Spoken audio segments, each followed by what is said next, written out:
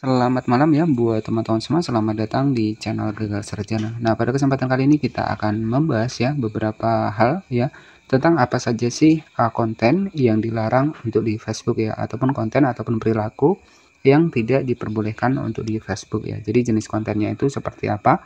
Nah, kita akan bedah di video kali ini.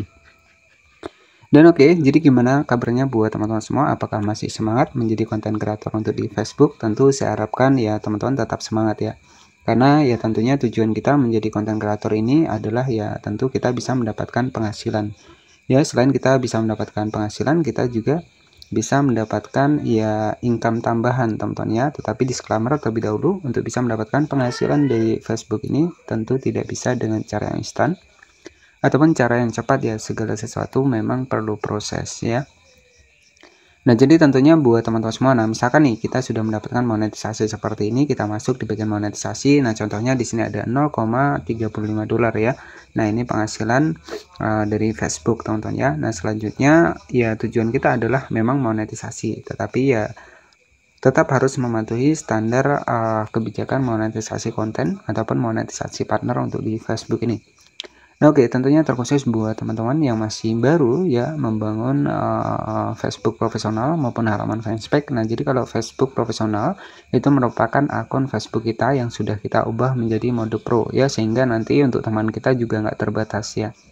Nah, tetapi ada yang lebih, nah mungkin buat kaum-kaum para introvert ya, itu juga bisa memanfaatkan untuk fanspage Facebook ya. Jadi fanspage Facebook itu juga lebih bisa teman-teman andalkan, karena kalau fanspage Facebook ini versinya bisnis ya, jadi orang lain pun nggak bakal mengetahui bahwa itu kita ya. Berbeda dengan Facebook profesional. Nah, kalau Facebook profesional ini lebih cenderung ke teman-teman terdekat kita ya, sehingga mungkin yang memiliki tipikal yang orang introvert ya ataupun yang lainnya itu terkadang malu ya untuk membuat konten.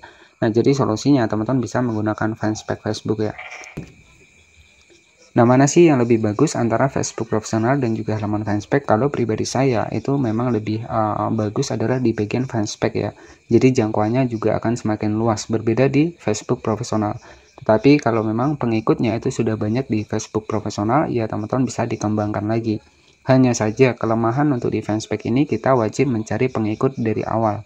Ya, dari awal kita mencari pengikut ulang. Nah, kalau di Facebook ini kan pengikut kita itu sudah terdaftar ya dari teman, itu bisa berubah menjadi pengikut ya, jadi seperti itu. Nah, tetapi ya ini tergantung dari teman-teman ingin Facebook profesional ataupun halaman fanspage. Kalau saya ya pribadi saya itu untuk akun-akun saya yang sudah berhasil itu memang di halaman fanspage teman-teman ya, jadi lebih leluasa lagi untuk upload videonya.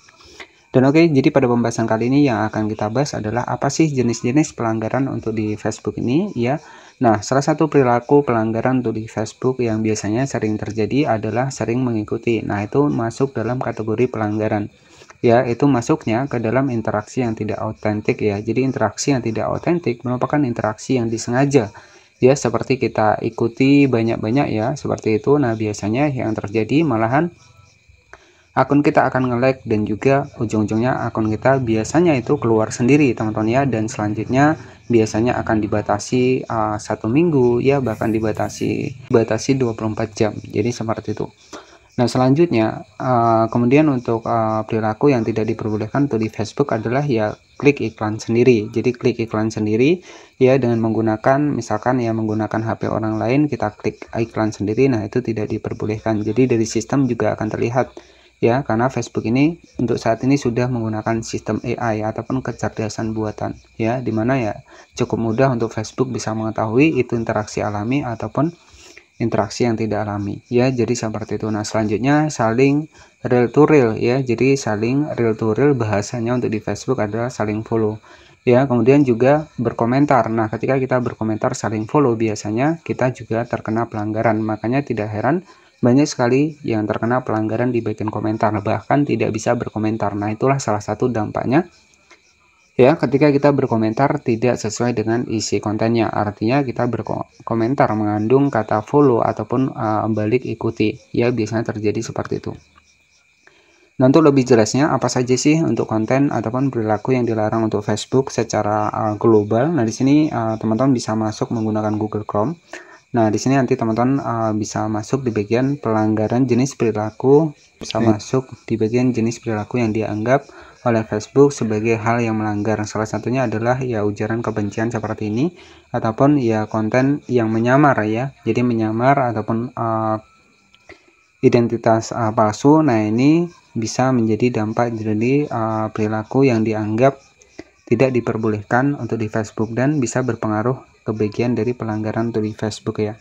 Nah, jadi seperti itu ya, itu untuk versi globalnya saja.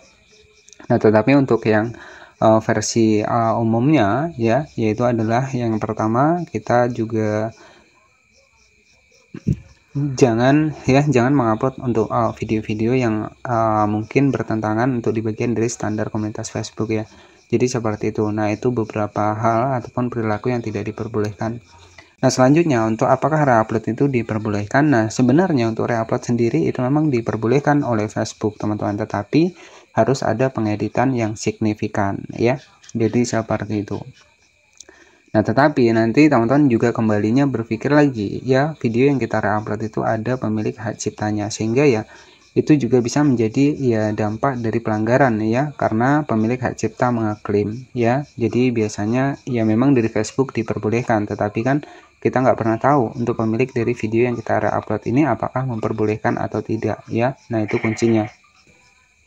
Nah, itu tentu kunci yang utama, teman-teman ya. Selanjutnya ya buat teman-teman yang ingin akunnya tetap bertahan dan juga tetap menghasilkan monetisasi dan juga bisa menjadi ya berkelanjutan kita menjadi konten kreator ini, yang fokuskan pada konten asli ya.